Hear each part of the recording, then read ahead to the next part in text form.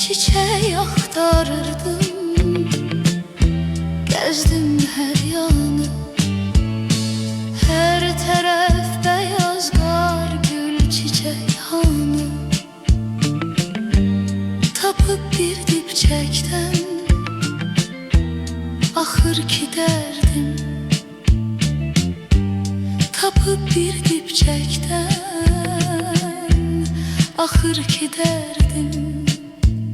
Sonra söyledim ki baharda sənə bir dəstə bağlaram yaz güllerinden.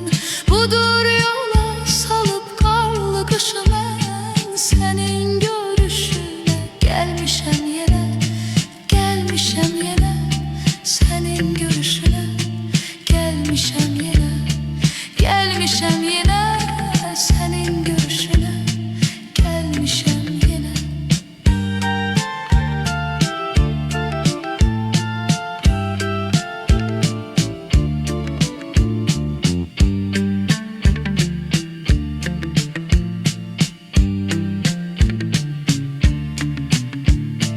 Dəstə bağlamağım nəyə gərəkdir?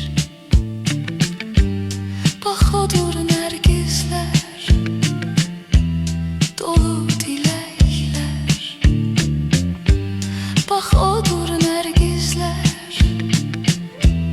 dolu diləklər. Lalenin ətrini yayır küləklər. Yaz hemen kızıl gül,